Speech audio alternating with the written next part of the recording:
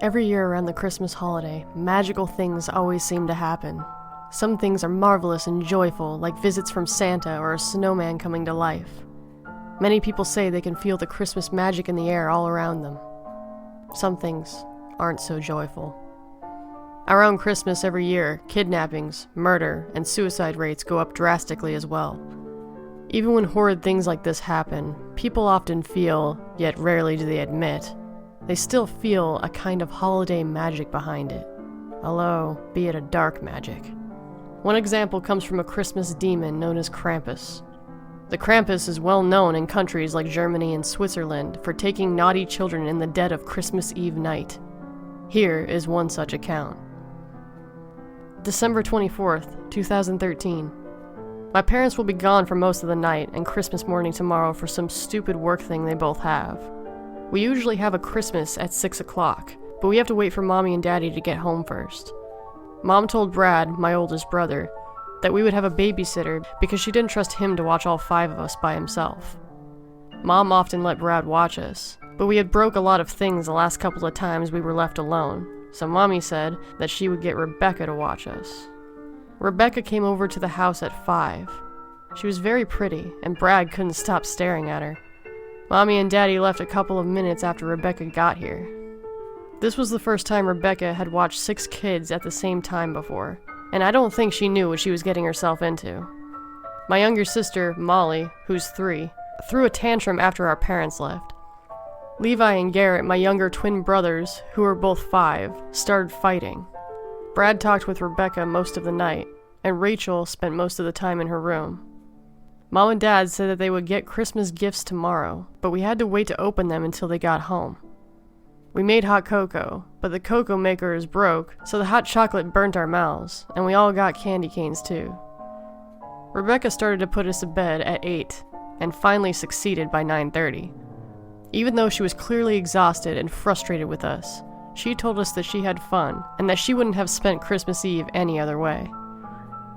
I woke in the middle of the night, around 11 o'clock, to see a crimson moon casting a dim red glow on the winter snow. I looked out my bedroom window and saw a red object coming towards our house, fast. It was hard to make out, but it looked like a red sleigh being pulled by reindeer. I instantly recognized this as Santa's sleigh and ran to hide on the stairs and waited for him to come down the chimney anxiously. Out of the window, to the right of our fireplace, I saw the sleigh fly overhead and heard many hooves trotting on the roof. I made sure to remain perfectly still and silent as a mouse. I waited for what felt like an eternity, while soft footsteps echoed on the roof above me, getting closer to the chimney. I heard scuffling as ash and dust started falling from the fireplace. Soon, 2 black boots landed, and the rest of jolly old Saint Nick came through the fireplace with a bag of toys on his back. Without speaking a word, he went straight to our tree. He took gifts from his bags and he scattered them under our lit-up plastic evergreen, then started on the milk and cookies we left for him. I felt that I'd held my breath the entire time I was hiding on the stairs. I couldn't believe I was spying on the real Santa Claus in my own home. Eventually, he made his way over to our stockings and he started putting various knickknacks and candies in our stockings, starting with Molly. When he got to Levi, he took out a small black rock and eyed it sadly before placing it in Levi's stocking. It took me a second to realize that he had given Levi coal. I tried to stifle a laugh to the best of my abilities, but a small squeak escaped my lips anyway. Santa turned around and scanned the room. I remained as still as ever. He turned back to the stockings, this time keeping his back to me, and placed a small piece of coal in Garrett's stocking too. He put a candy cane in Brad's stocking, along with a pocket knife. Rachel got a new phone and some Kit Kats. Finally, he moved to my stocking, which was the farthest to the right, even though I'm the middle child. He began rummaging through his sack as I leaned forward excitedly to see the presents I was getting. Santa pulled out a large, jet black piece of coal and stuffed it into my stocking. I felt a wave of anger, sadness, and regret all at once. I almost stood up right there to tell off the jolly old elf, but then he turned around and I saw tears in his eyes. He looked as if he was filled with similar emotions as I was. Looked like he didn't like to have to give bad kids coal. It was for this reason that I remained quiet as Santa climbed back up my chimney, got into his sleigh, and flew away. I watched at my downstairs window as the sleigh flew from the roof and into the black abyss of Christmas night. I sat there, still in place for a very long time, pondering how I could be a better child next year, when I spotted something out the window again. It looked like the same figure I'd seen before, but this time, the sleigh looked as if it was black. I wrote this off as it was really dark outside except for the moon's red glow. I wondered why Santa would come back. Maybe he forgot something. Maybe he made a mistake. Maybe I wasn't naughty, and he was on his way back right now to fix his mistake. My mind was racing from one thought to another, and I began to hype myself up for all my possible Christmas presents. I'd stopped watching the window and had begun to daydream about next morning, until hooves on the roof interrupted my thoughts. I heard loud, heavy clacking this time, as he got closer to the chimney. Ash began to fall down the chimney, creating an ashy cloud around the fireplace, as what I assumed to be Santa began to climb down and landed with a loud crash. My final thought, before seeing what came next, was, how has no one noticed all of this? Through the cloud of thick, black ash, protruded two large horns, with stripes of red and white like those on candy canes. As the dust settled, the rest of the figure was revealed. His skin was pale, icy-looking blue. His beard like Santa's, except it was black and came to a point. His nose was long. His face looked grisly, but more human than I thought. His horns looked like they'd touch the ceiling if he jumped. His body looked human in shape, but animal in appearance. His legs were twisted and ended in hooves, like that of a cow or a bull. He had a long tail. His torso was contorted and everything but his face and palms were covered in fur. He had broken chains around his wrists and what looked like a heavy red Christmas ornament attached to his tail by another chain. His ears were pointed, and so were his yellow teeth. Despite his horrid, outlandish appearance, the most notable thing about the creature were its bells that it wore, and the basket on its back that had a limp arm from a child hanging out of it. The stories were true. And so is Krampus. I can't believe my eyes. I had seen sleighs go by, magic reindeer fly overhead, and even seen Santa Claus himself. But none of that could have prepared me for the beast that is Krampus. He moved around the room with such speed that I was caught off guard. The thing looked about 8 feet tall without its horns, and with them, he towered over everything in our large home. He made his way to the fireplace and took the coal from Levi's stocking. He rolled it around in his long, bony fingers for a moment, then took the coal from Garrett's stocking, then finally mine. He studied the coal for a moment. A wide smile full of pointy yellow teeth beamed across his face. "Naughty little children," I heard it say in a cold, raspy voice. A shiver ran up my spine as it spoke. I was paralyzed in both fear and awe at the creature that roamed in my living room beneath me. I thought that he was moving towards the tree, but it walked past it and started going down the hallway into Levi and Garrett's room. I remember the things my father used to say about it, that he whips bad kids, takes them away, sometimes he eats them, sometimes he shakes them and scares them into being good. All of these horrid things and more danced through my head as the monster creeped into the twins' room. I tried to scream with all my might, but no sound would escape my mouth. As I finally was able to choke out, "Levi! Garrett!" Screams had already filled their rooms. Levi came running out of the room screaming his head off as Garrett followed in suit. The creature's long, twisted arm reached out from the room and grabbed Garrett's leg, pulling him back into the room. I stood up from my spot on the stairs and I motioned for Levi to come to me.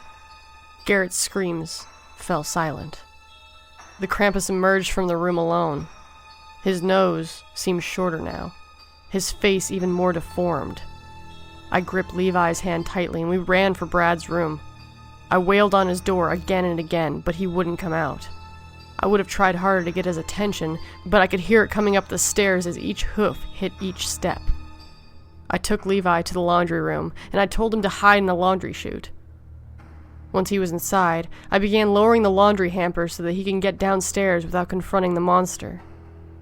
Before he had lowered out of sight, I told Levi I should go start the hot cocoa maker, because I had a plan.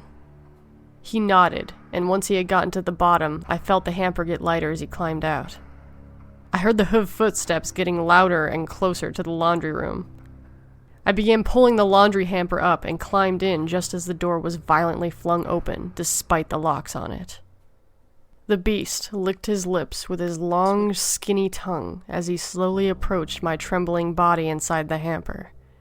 I began to bounce myself to rock the hamper as Krampus got closer and closer.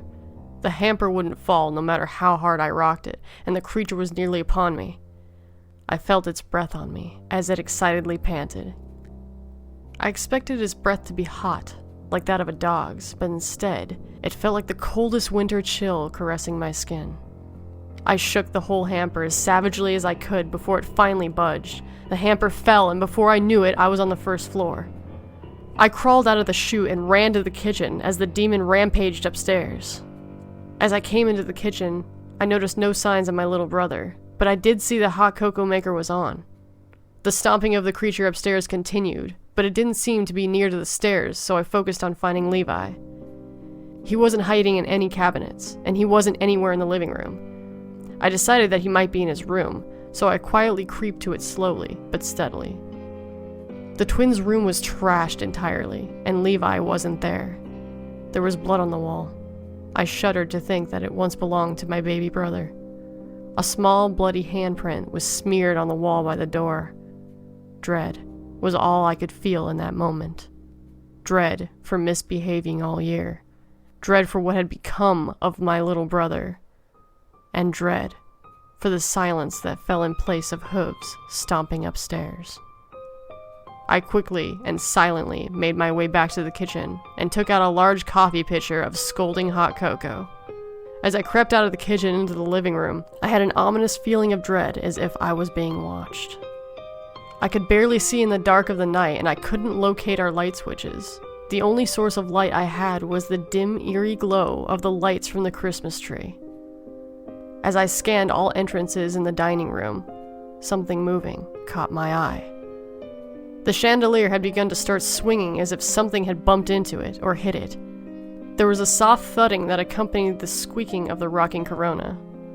As I looked around to make out vague shapes of the glowing Christmas lights, I saw what bumped into the chandelier. The monster was crawling on my ceiling like a large twisted spider. His arms were bent in excruciating-looking ways and gripped the ceiling to watch me with his eyes like burning fire. I wanted to scream at the top of my lungs at the very sight of it, but instead, I held my ground. A cruel smile spread across the face of the predator who was stalking me. He undug his fingers from the ceiling, and he landed on the floor in front of me with a thunderous crash, mere inches away from me. This was his mistake. I threw the entire pitcher of burning hot cocoa in his face, and the beast immediately started writhing in agony. He covered his hands over his quickly blistering face. He took his hands off his face just as it began to melt and peel off, the bits of flesh and blood melting away to reveal his horrible skull with his eyes still in their sockets. It froze, and for a brief moment, I was happily assured and content that the Krampus was dead. But then it started cackling, an awful and disturbing, malevolent cackle. It pierced my ears like knives and loomed over me to instill as much fear as it could. It was working. Before my very eyes, the muscles around the creature's skull started to grow back, and in seconds, its new face had formed. It looked more like a goat with pointy teeth than a human, but you could still partially see it in there. Its beard was still as long as before, but now it looked almost out of place on the demonic beast's head. I turned and ran behind the Christmas tree, avoiding the abomination's lanky arms as I ran by. The Krampus immediately started coming towards the tree, intent on harming me. I pushed the large plastic evergreen on the monster and ran upstairs to find my little brother. I wailed on my other siblings' doors, but no one would wake up no matter how hard I pounded on their doors. Everyone locks the doors to their rooms when they go to sleep, so we're not bothered. But the doors were also heavy and not much sound could get through them. I began to shout for Levi as loud as I could, hoping he'd respond. Then, Levi appeared at the top of the stairs. We stared at each other. He looked terrified and sad. I started to walk towards him, when suddenly, my baby brother was impaled by the Krampus's horns. His body was thrust up and thrashed around by the savage creature as he convulsed and shook spasmically on his horns. I'd seen people die on TV before, but watching it in real life is entirely different. No one should ever go through it. My brother didn't deserve that. No one deserves that. Santa and Christmas was about love and cheer. Krampus made Christmas about hatred and retribution. I watched helplessly, while the thing ripped my brother's shaking body from his horns and dropped his lifeless body into the basket on his back. The demon began to strut towards me with malicious intentions. So I ducked into my mom and dad's empty room and opened the top right drawer in my dad's dresser. I wasn't tall enough to see what I was reaching for, but then I felt it. I pulled out my dad's pistol. I opened the other dresser and had had 2 bullets put in the pistol by the time the creature burst open the door. I shot it twice and hit it both times, but it was unfazed by the bullets. The loud noise clearly hurt both of our ears, and as the monster clawed at its ears while screaming in pain, I began to quickly crawl towards the window until something long, thin, tight, and slimy gripped my right leg and began to pull me back. I looked behind me, to my terror, to see the Krampus was using its incredibly long tongue to pull me into its mouth full of sharp, jagged teeth. I began to breathe in and out quicker and quicker, and began panicking as my foot got closer to its mouth. I lifted my left leg and I kicked it in the face twice before its tongue finally loosened. Before I could breathe, Krampus picked me up and began shaking me wildly. I kicked him the second time, this time with my right foot, and he flung me into the hallway where I began to limp away. I had reached the end of the hallway when I heard a loud popping, cracking sound, moments before feeling a sharp sting all across my back.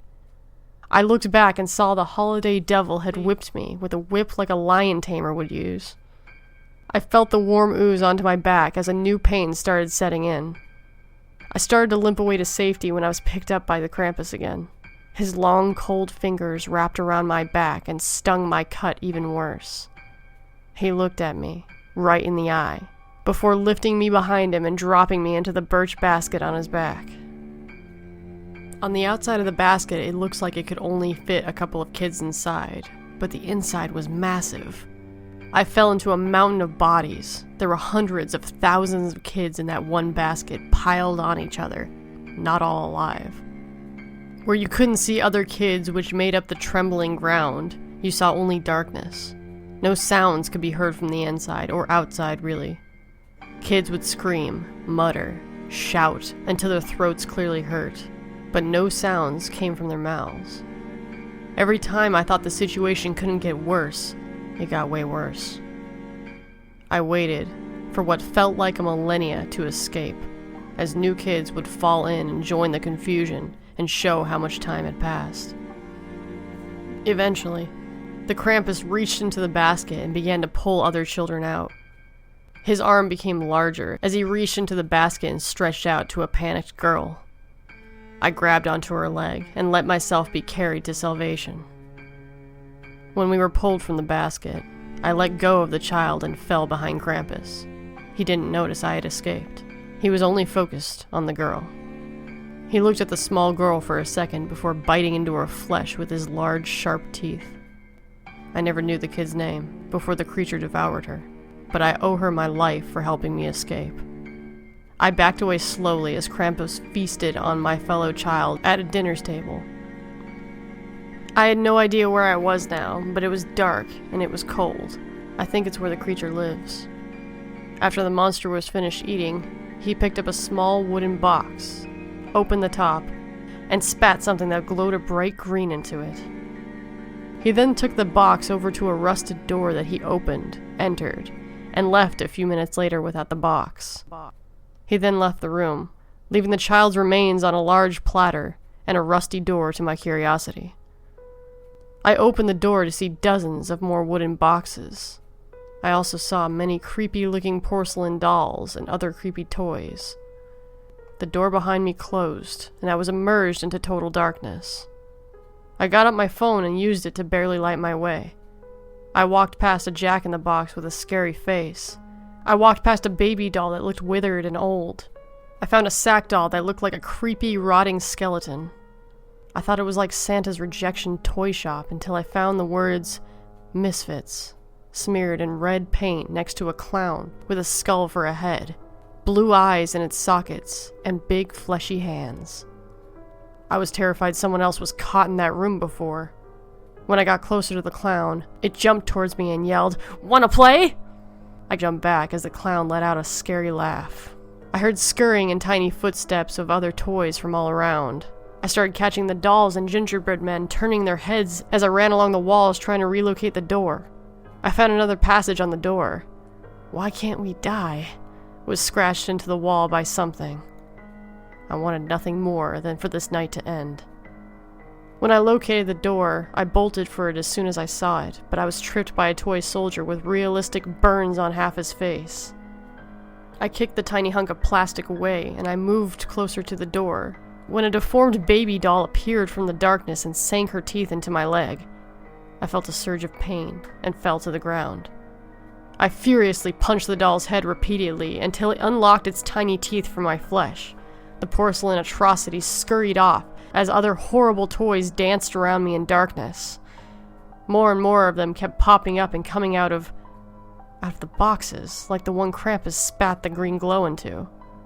The toys began muttering words, but I couldn't make out what they were saying. The muttering got louder and louder until I understood some of their words. "Feel our pain. He killed us, but not entirely. He gobbled me up and spat my soul into a puppet. Kill us. Let us die." The things they said were terribly dreadful, to say the least. I got up and started to make my way to the door as the dolls chanted more obscene things at me. "We're gonna eat you alive like he ate us. We're gonna rip out your eyes." Although they continued to chant, none of them came towards me as I moved around the dark room. I saw a small toy skeleton in Santa's clothes with a beard move by. A puppet with many nails sticking out of its wooden head was strung up to the ceiling, moving and wrestling with its strings. I spotted a stool that was pulled up to a workbench with tools and a teddy bear on it. The teddy bear had real bear claws sticking out of its paws and real human teeth in its mouth. I reasoned that this was Krampus's demented toy shop, and I decided to leave before it was too late. I walked past the bench to the door and started pulling at the rusty metal handle. The door was extremely heavy, but slowly budged and started opening as I pulled back with all my might. The light began to bathe the room, and the misfit toys dashed into the shadows to avoid the light. I ran from the dark room, closed the door behind me, and leaned on it for a while, catching my bearings. I looked around at the only other room in this place that was familiar to me. I went by the long table the monster ate the nameless girl at, tried not to think about it, trying to think of something, anything, to distract me from the horrors that I had bared witness to on the most unsuspected and happiest time of the year. I walked to an open door and poked only half my head out to scan the perimeter of the room. It led to a large room that had various whips, saws, and other torture devices. I crept in and kept to the wall. I spotted 3 dark wooden doors amongst the darkness and concrete walls. I also found a window, and the snow outside was falling so slowly, so peacefully. 2 doors were on one large wall, opposite the window, and the other was on the wall to the right of the window. I first tried one of the doors on the long wall, but I had decided beforehand to go to the door on the right of the window, thinking it would lead me closer to the door out or something. The walls were lined with racks, and the racks were lined with hellish masks. Some had horns, some had long serpent tongues sticking out, some had teeth, some had patches of skin, some had antlers. One was a wired skull with antlers that had candles lit on them. It was so strange. The room was so large and the other door led to the same room. I left without moving the door in fear that closing the heavy door would cause noise and would lead the creature to me. I walked alongside the wall to avoid the equipment, straight to the only door I had left. I opened the door slowly and with caution. The first thing in the room I noticed was a strange tree. It looked like an upside-down purple Christmas tree. The trunk of it was on the bottom, but the pines and branches looked upside down. The tree was decorated with red and green lights and small bones. There was an open doorway that led to a hallway that teed off and 2 signs labeled the directions. The right one said surveillance room, and the left one said stables. I went to the stables, thinking I might be able to find a reindeer to fly out of this place. It seems like a silly plan now in hindsight. I opened the stable door, and the awful smells invaded my nostrils immediately. There were 8 stables lined up along the wall to the right, each with demonic reindeer heads sticking out. Below each head was the door to each stall, each with pendants of names on them. I read the names out loud as I started down the row. Each deer was grotesque in their own right. 1 or 2 had exposed skulls, each with jagged teeth. Some had manes and others had dried blood on their fur. 7 of their eyes glowed red. Slasher, I said as I passed the first one. Wrathful. Gorgon. Putrid. Cyclops. Cyclops was missing a fiery eye. Rabies. Goner. The last monstrous reindeer looked like a hellish Rudolph the Red-Nosed Reindeer. His head held flames that danced from its gnarled snout to the back of its mane. Between its sharpened, bloodied antlers furiously flickered bolts of electricity. Blitzkrieg. I decided riding one of these was out of the question, and I began searching for an exit. I realized the only door in the room was the one I came from. I looked all over the room for some other way out. I left the stable room and went into the surveillance room. The handle felt icy cold as I slowly opened the door. The room, like all the rest, was large. One wall was covered with monitors. The bottom middle monitor stuck out more than the rest and had a keyboard below it. A chair was also pulled up to it. Each screen had various kids on it, some in dreadful conditions, others minding their own business. No sound came from the monitors. But as I started to notice, I was hearing a ticking noise. A clock above the door I came in read 5:45. Christmas Day didn't start at my house until 6 o'clock. The wall outside of the monitors had many names scratched into it. I wondered if the dead girl's name was scratched into the wall. A door that read exit was to the right of the monitors. I sat in the large chair and typed in Garrett Rockford. A nutcracker that had 2 bodies attached to the sides of its head popped up. Each body seemed to be trying to yank away from the other. Its face looked like it was in pain, and it had the same color eyes as Levi and Garrett. I looked up Levi Rockford, and the same thing popped up. I sat frozen in awe for a moment, tears filling my eyes and ran down my cheeks. The ticking of the clock seemed to turn into clopping as I sobbed. I was crying more than I'd ever cried before. I began to hear a ringing. Then, the chair I was in was spun around and I was face to face with Krampus. He looked menacing and insidiously sinister. His horns were partly covered in blood, his long fingers looked sharp, and his eyes burned like never before. He waved his long, sharp, bony finger at me and tisked. "Naughty, naughty," he said, cruelly and mocking. He licked my face with his incredibly long tongue and began to wrap it around my throat. He started constricting his tongue and choked me. I was gurgling and coughing and struggling to get close to nothing. I started feeling weaker and weaker as my head heated up and my lungs screamed for air. My vision even started to become blurred. Then, I knew if I didn't do something quickly, I was going to die. I punched him in the face with all my might, and I knocked him back, only for a brief moment as his tongue recoiled into his mouth. I utilized my time, and I ran towards the exit. I felt the ground shake beneath me as the heavy hooves shook the floor violently in their wake. I felt the creature's cold breath on the back of my neck. I pushed the door open and ran into the freezing cold as my pursuer followed in suit. I ran until I was knee-deep in snow, until a lanky hand gripped me and started dragging me back. The dark sky slowly lit as the sun started to emerge from the bottom horizon. The Krampus stopped dragging me. He dropped me and stared briefly at the rising sun.